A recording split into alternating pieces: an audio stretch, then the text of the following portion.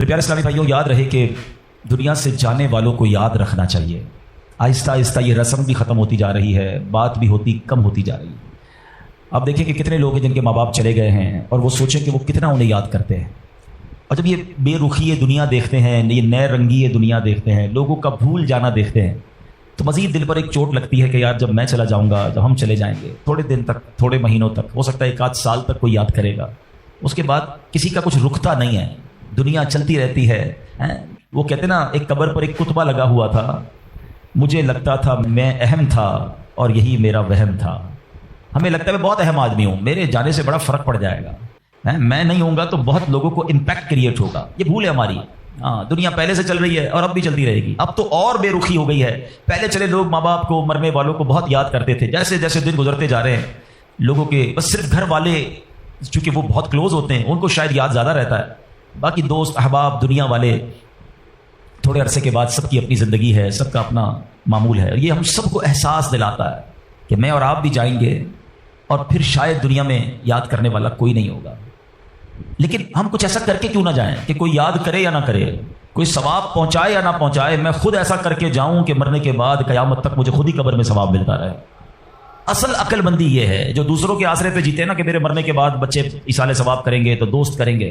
بھائی میں خود اپنی فکر خود نہیں کر رہا تو میرے مرنے کے بعد کون میری فکر کرے گا؟ ہم سب کی عمر سے چھوٹے لوگ دنیا سے جا چکے ہیں۔ کبھی قبرستان جا کر چیک کر لینا، آپ کو چھوٹی سی قبر بھی ملے گی۔ وہ چھوٹی قبر کیوں ہوتی ہے؟ وہ چھوٹا بچہ ہوتا ہے جو دنیا سے چلا گیا ہے۔ جوانوں کی قبر بھی ملے گی، بوڑھوں کی قبر بھی ملے گی۔ ہر ایج کا بندہ آپ کے جاننے والوں میں سے دنیا سے گیا ہوگا، مگر ہم ہیں کہ غفلت کا پردہ ہٹتا ہی نہیں ہے، خیال آتا ہی نہیں ہے کہ مجھے بھی مرنا ہے۔ چلے آپ کہتے ہیں یار یہ دعوت اسلامی والے موت پر بہت بات کرتے ہیں، آخرت پر بہت بات کرتے ہیں، بہت ڈراتے ہیں۔ چلو بھائی، ہم اور آپ موت پر بات نہیں کرتے۔ ہم بات نہیں کریں گے تو کیا مرنے سے بچ جائیں گے؟ اس حقیقت سے نکل جائیں گے؟ آنکھیں بند کرنے سے مصیبت جاتی نہیں، فیس تو کرنا ہی پڑے گا۔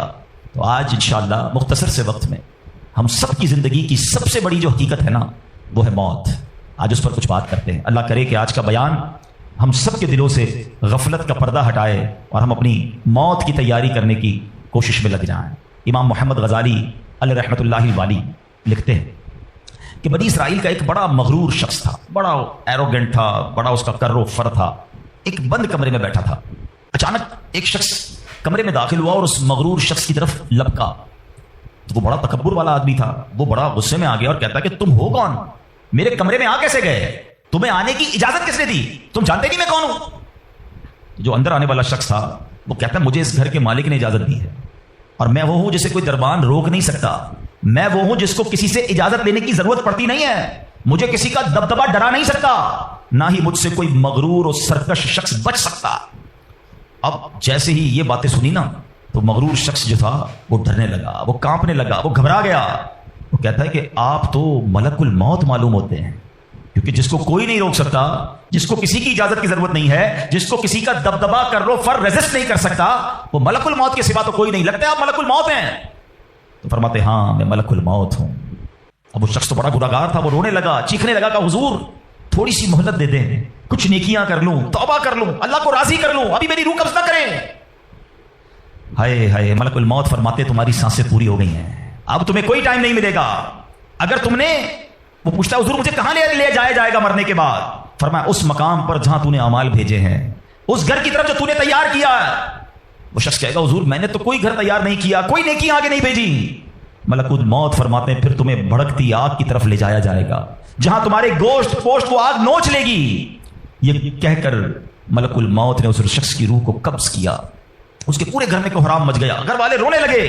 اے میرے پیارے اسلامی بھائیو، یہ واقعہ ہم سب کو کیا سکھا رہا ہے کہ جب موت آنی ہے نا، جب وہ وقت آ جانا ہے تو پھر 1 منٹ بھی آگے پیچھے نہیں ہو سکے گا، کوئی اس کو ڈیلے نہیں کر سکے گا، بلکہ جس حالت میں ہوں گے نا اسی حالت میں روح قبض کر لی جائے گی۔ ہماری موت کا وقت لکھا ہے، مقام بھی لکھا ہے، یہ چینج نہیں ہو سکتا۔ اگر موت سمندر میں لکھی ہے تو $2.5 لاکھ دے کر بھی بندہ وہاں پہنچتا ہے جہاں موت لکھی ہے۔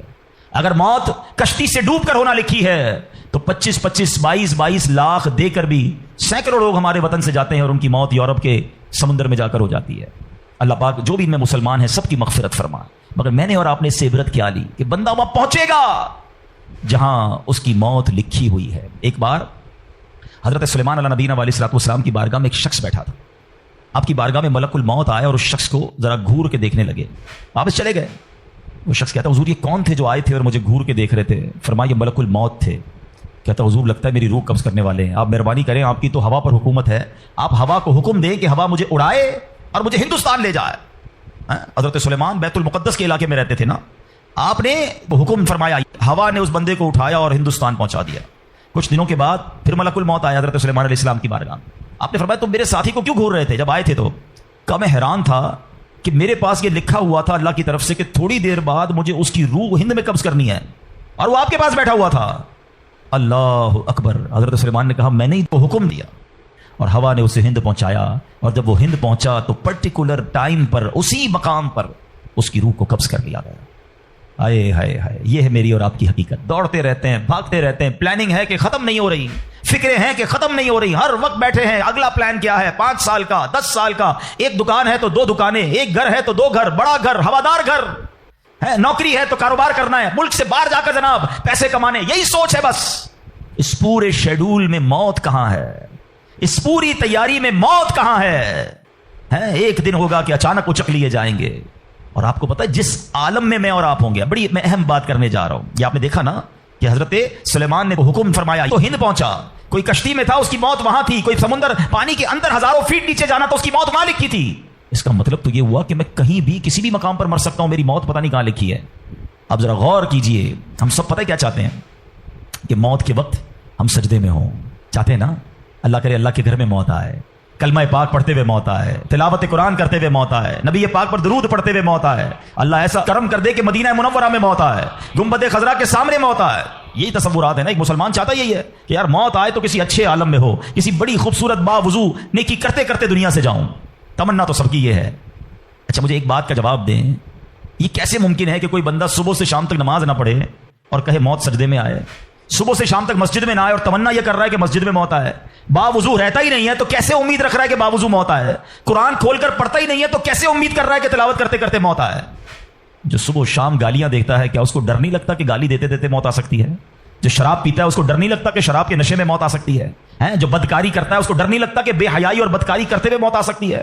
جو تاش کھیلتا ہے, جوا کھیلتا ہے, اس کو ڈر نہیں لگتا کہ مرتے اسی وقت میں تاش کھیل رہا ہوں اور مجھے موت آ گئی, تو میں نشہ کر رہا ہوں مجھے موت آ گئی, میں بے حیا اور بدکاری یہ بری بری باتیں ٹیلی فون پر ساری رات کر رہا ہوں, اس وقت موت آ گئی. ملک الموت کو منع نہیں کر سکو گے کہ میں غلط کام کر رہا ہوں, ٹائم دے میں توبہ کر لوں. نہیں, جو سجدے میں ہوگا وہ سجدے میں اٹھایا جائے گا, جو درود پڑھتے پڑھتے جائے گا وہ درود پڑھتے پڑھتے اٹھایا جائے گا. سوچے وہ جو شراب میں جائے گا, نشے میں جائے گا, ادھر کیسے اٹھایا جائے گا؟ اب اس کا آسان حل پتہ ہے کیا ہے؟ کہ بندہ زندگی ایسے گزارے کہ جس حال میں مرنا نہیں چاہتا نا وہ کام چھوڑ دے. عقل مندی یہ ہے کہ اپنے دن کا شیڈیول ایسا بنائے کہ میں وہ کام ہی نہ کروں جس میں مرنا نہیں چاہتا, ورنہ میں روک نہیں سکوں گا موت کو. آپ چاہتے ہیں اچھی موت ہو؟ میں بتاتا ہوں کس کی اچھی موت آ سکتی ہے. جو ماشاءاللہ 5 ٹائم پابندی سے نماز پڑھتا ہے, جو روزانہ تلاوت قرآن کرتا ہے, جو بار بار تسبیح نکال کر تسبیح بھی پڑھتا ہے, درود بھی پڑھتا ہے, جو دکان پر بھی جاتا ہے تو نماز کا ٹائم ہو تو نماز کے لیے کھڑا ہو جاتا ہے, جو حلال روزی کماتا ہے, جو گناہوں سے اپنے آپ کو بچاتا ہے. ارے اس کی تو 24 گھنٹے میں کبھی بھی موت آنی ہے. سبحان اللہ, وہ رات کو سوتا ہے تو باوضو سوتا ہے, اس نیت سے سوتا ہے کہ فجر میں اٹھنا ہے. رات کو بھی جائے گا تو انشاءاللہ شہید کا مرتبہ پائے گا. دن میں کسی وقت موت آئے گی تو کوئی اچھا ہی کام کر رہا ہوگا نا. اب آپ سوچ لیں کس عالم میں مرنا ہے. اچھا ایک اور دل پر چوٹ کرنے والا جملہ سن لو. کون کون چاہتا ہے مرتے وقت زبان پر کلمہ طیبہ جاری ہو؟ ہائے ہائے, فضیلت پتہ ہے کیسی ہے؟ حدیث پاک میں آتا ہے جس کی زبان پر, حدیث کا مضمون ہے, آخری کلمہ لا الہ الا اللہ ہوگا, دخل الجنہ, وہ جنت میں داخل ہو جائے گا. اپنی زبان کو کلمے کا عادی بناؤ, جس وقت سکرات کا عالم ہوگا, زبان بھاری ہوگی, اس وقت بھی کلمہ جاری ہو جائے گا. مبارک ہونے جو روز کلمہ پاک کم از کم ایک تسبیح تو پڑھ لیا کرے یار. 100 بار کلمہ پڑھنے میں دیری کتنی لگتی ہے؟ کلمہ پاک اچھا افضل الذکر, حدیث پاک میں کہا گیا سب سے بہترین ذکر جو ہے وہ لا الہ الا اللہ. کتنا کرتے ہیں ہم؟ سوچے نا, ہم اب اپنے آپ کو کتنا دور رکھے ہوئے ہیں اپنی موت کی تیاری سے, اپنی آخرت کی تیاری سے, اپنی قبر کو روشن کرنے کی تیاری سے. نہ کریں میرے پیارے اسلامی بھائیوں ایسا. صرف دنیا نہیں ہے, ہم اس دنیا میں آئے ہیں نا. قرآن کہتا ہے, سورہ ملک پڑھتے رہتے ہو نا, قرآن میں رب کیا فرماتا ہے؟ الذی خلق الموت والحیات لیبلوکم ایکم احسن عملا. اللہ اکبر. اس میں کیا فرمایا رب نے؟ جس نے موت اور زندگی پیدا کی کہ تمہاری جانچ ہو کہ تم میں کس کا کام زیادہ اچھا ہے. میں اور آپ جو آئے نا دنیا میں, واٹ از دا ریزن؟ موت اور زندگی کو پیدا کرنے کا مقصد یہ ہے کہ چیک کیا جائے کون اچھے کام کر کے آتا ہے. یعنی آسان لفظوں میں ہم سب کو امتحان کے لیے بھیجا گیا ہے. ہم اس دنیا میں آئے ہیں, ہمارا ٹیسٹ ہو رہا ہے. آپ کہیں یار اتنا بڑا ٹیسٹ؟ ہاں, یہ 50 60 70 سال کا ٹیسٹ ہے. اور اس کے بعد جو اچھے اعمال لے کر جائے گا، 3-4 گھنٹے کے امتحان کے بعد ایک کلاس آگے بڑھتے ہو نا، ایک آپ کا درجہ آگے بڑھتا ہے، تھوڑا ٹیسٹ بڑا ہے مگر انعام ایسا ہے کہ جنت میں داخل ہو گئے تو پھر کبھی نکالے نہیں جائیں گے. ہاں قرآن کہتا ہے ہم فیہا خالدون، ہمیشہ ہمیشہ جنت میں رہیں گے. اگر جنت میں جانا ہے تو یہ ٹیسٹ پاس کرنا ہے. یاد رکھیے صحابی رسول حضرت طارق محاربی رضی اللہ عنہ فرماتے ہیں، اللہ پاک کے آخری نبی صلی اللہ علیہ وسلم نے مجھے نصیحت کرتے ہوئے فرمایا، یا طارق استعد للموت قبل الموت، اے طارق مرنے سے پہلے موت کی تیاری کر لو. ہاں یہ نبی پاک نے فرمایا. اچھا میں ایک سوال کرنا چاہتا ہوں، اگر میں آج آپ سے ایک سوال کروں کہ ہم میں سے کسی کو پتہ چل جائے کہ کل کا دن آپ کی زندگی کا آخری دن ہے اور کل رات آپ دنیا سے چلے جائیں گے، ایک دن ہے آپ کے پاس، ایک مسلمان اس ایک دن کو کیسے گزارے گا؟ سچ بتائیے. کیا وہ کل دکان پہ جا کے کاروبار کرے گا؟ کیا وہ کل جا کے پیسے ڈبل کرنے کی کوشش کرے گا؟ کیا وہ کل جا کے فرنیچر مارکیٹ میں فرنیچر بنوائے گا؟ یا کل جا کے معاذ اللہ دوستوں کے ساتھ فلم دیکھنے گیا جائے گا، چلو یار آخری دن ہے ذرا موج مزے کر لوں؟ یہ کیا کرے گا؟ اگر عقل مند مسلمان ہوا تو ایک دن ہے تو مسجد میں گزارے گا، تلاوت میں گزارے گا، توبہ میں گزارے گا، ذکر و اذکار میں گزارے گا، ہیں اللہ پاک سے معافی میں گزارے گا، کیونکہ آخری دن ہے. یہی کرو گے نا اگر پتہ چل جائے. مجھے بتاؤ کہ ہمیں پتہ ہے ہمارا آخری دن ہے کہ نہیں ہے؟ ہمیں تو کل کی بات چھوڑے آج رات کا نہیں پتا ہے، تو پھر کیوں تیاری نہیں کر رہے؟ پتہ چل جائے تو تیاری کریں گے. میں تو پہلے ہی بتا رہا ہوں آپ کو. آپ میں سے کتنے لوگ بیٹھے جن کو پتہ ہے کل صبح تک زندہ رہیں گے؟ مجھے بھی نہیں پتا، آپ کو بھی نہیں پتا. جب پتہ ہی نہیں ہے تو پھر کیوں تیاری نہیں کر رہے؟ پھر کیوں توبہ نہیں کر رہے؟ پھر کیوں حرام کی طرف ہم جاتے ہیں؟ خدا را یاد رکھیے میرے پیارے اسلامی بھائیوں، قبر میں جا کر اتنا پچھتاوا ہوگا گناہگار کو. بلکہ روایتوں میں آتا ہے پیارے آقا علیہ السلام نے فرمایا جس کا مضمون ہے مرنے کے بعد نیک بھی پچھتائے گا گناہگار بھی پچھتائے گا. عرض کی حضور گناہگار پچھتائے گا یہ تو سمجھ آتا ہے، نیک کیوں پچھتائے گا؟ فرمایا گناہگار تو گناہ کی وجہ سے پچھتائے گا، حدیث کا خلاصہ ہے. فرمایا نیک اس لیے پچھتائے گا جب وہ آخرت میں نیکیوں کا اجر دیکھے گا نا تو وہ کہے گا کاش میں اور نیکیاں کر لیتا، وہ جو فضول ٹائم ضائع کیا تھا اس میں اور اللہ کا ذکر کرتا، اور نوافل پڑھتا، اور عبادت کرتا. تو یقین جانیے میرے پیارے اسلامی بھائیوں، یہ زندگی یہ جو ہماری سانسیں چل رہی ہیں نا، ابھی چانس ہے ہمارے پاس، جتنی نیکیاں کرنی ہے کر لیں. جس دن سانس بند ہوئی نا اس دن عمل نہیں ہوگا، اس دن جزا ملے گی. آج دارالعمل ہے، today is the time of action and tomorrow is the time of accountability. اس دن صرف جزا ہوگی، یا تو آپ کو اللہ نہ کرے گناہوں کی وجہ سے کسی کو سزا ملے گی یا نیکیوں کا اجر ملے گا. آج وقت ہے نیکیاں کرنے کا. قبر میں اتارے جانے کے بعد کوئی چانس نہیں ہوگا. اچھا آپ کو پتا ہے جب قبر میں بندہ جاتا ہے، کسی کا بھی انتقال ہوتا ہے، تو گھر والے کیا کہتے ہیں، خاندان والے کیا کہتے ہیں؟ میت نے پیچھے کیا چھوڑا ہے؟ آپ کو پتا ہے فرشتے کیا کہتے ہیں؟ میت نے آگے کیا بھیجا ہے. اصل یہ بات سمجھ لیجئے گا، ہم نے آگے کیا بھیجا ہے. خوش نصیب ہے وہ لوگ جو آگے بھیج کر تیاری کر رہے ہیں. یہ ہے تو بظاہر واقعہ مگر یہ ہم سب کے لیے لیسن نہیں ہے. آپ سے اور مجھ سے کوئی پوچھتا ہے گھر کہاں ہے، کوئی کہتا ہے رنچوڑ لائن میں، کوئی کہتا ہے گارڈن میں، کوئی کہتا ہے کلفٹن میں. جنت میں گھر ہے کہ نہیں؟ ادھر گھر بنایا کہ نہیں بنایا؟ ادھر کدھر رہو گے؟ ادھر نرم بستر کے بغیر جس کو نیند نہیں آتی، رات کو پنکھا نہ چلے تو بے چین ہو جائے، یو پی ایس لگائے، جنریٹر لگائے، تھوڑے پیسے آئے تو اے سی لگایا. قبر میں اگر آگ بھڑک رہی ہے تو پھر کیا کیا ہے ہم نے؟ ادھر کتنا سوئیں گے اور ادھر کتنا سونا ہے پتا ہے آپ کو؟ حضرت آدم علیہ السلام سے لے کر آج تک لوگ قبر میں جا رہے ہیں، ہم قبر میں اتار رہے ہیں لوگوں کو. سب قبر میں ہزاروں سال سے ہیں، پتہ نہیں کتنے 100 کتنے ہزار سال رہنا پڑے گا. مگر قبر روشن ہے کہ نہیں کوئی ٹینشن نہیں کسی کو. جس کا یہاں نرم بستر ہے نا، جس کو نرم تکیے کے بغیر نیند نہیں آتی، وہ سوچے میں سانپ اور بچھوؤں کے ساتھ کیسے سوؤں گا. قبر نے اگر دبا دیا اور پسلیاں توڑ دی تو میرا بنے گا کیا؟ اگر قبر میں آگ بھڑکا دی گئی تو میں کدھر جاؤں گا، کس کو پکاروں گا؟ واللہ قبر کی تیاری کرنی ہے. خدا کی قسم مارے جائیں گے اگر اللہ ناراض ہوا. فکر کرنی دنیا میں ہے، ایکسٹرا ٹائم نہیں ملے گا. آج کل موبائل کمپنیاں میسج کرتی ہیں جناب آپ کا 70% ڈیٹا یوز ہو گیا ہے، ٹاپ اپ کروا لیں، پیسے ڈلوا لیں، 80% ختم ہو گیا، آج کل آخری دن ہے آپ کے موبائل کے پیکج کا. ہم پیسے پکڑ کے ڈلواتے ہیں یار موبائل بند ہو جائے گا. لیکن ہماری زندگی کا کوئی میسج نہیں آئے گا کہ ایک دن رہ گیا ہے، 70% گزر گئی، 80 گزر گئی، اب 3 دن رہ گئے، توبہ کر لو. نہیں، پتہ نہیں ہوتا بندہ صبح گھر سے نکلتا ہے اور شام جنازہ آتا ہے. ایسا نہیں ہوتا. خدا را آج کے اس اجتماع کو غنیمت جانیے، غفلت سے باہر آئیے، اپنی بری عادتوں سے ہم توبہ کریں. آپ کو پتہ ہے یہ ہمارے پاس قاصد بھیجے جاتے ہیں، موت کے بھی قاصد ہوتے ہیں. ایک بزرگ کے بارے میں آتا ہے کہ انہوں نے اپنے گھر میں قبر کھدوائی ہوئی تھی. اللہ والے دیکھو کیسے یاد کرتے تھے موت کو، روز قبر کو دیکھتے تھے، قبر میں جا کے لیٹتے تھے. تو ایک وقت آیا انہوں نے کہا ٹھیک ہے اب قبر کو بند کر دو، مجھے ضرورت نہیں ہے. تو لوگوں نے کہا کیوں کہہ رہے ہیں ایسا؟ تو انہوں نے فرمایا کہ میں قبر کا یہ تابوت اس لیے رکھا ہوا تھا کہ میں دیکھتا تھا تو مجھے آخرت یاد آتی تھی. اب میری داڑھی میں سفید بال آ گیا ہے، اب یہ سفید بال مجھے موت کی یاد دلاتا رہے. آپ کو پتہ ہے اس بالوں کو سفید ہو جانا، آنکھوں کا کمزور ہو جانا، صحت کا ڈھل جانا، کمر کا جھک جانا، اعضاء میں کمزوری آ جانا، یہ سارے موت کے قاصد ہیں. یہ موت آنے سے پہلے پیغام آ رہا ہے تمہارے پاس کہ ڈھل رہے ہو، تیاری کر لو، اب تو تیاری کر لو.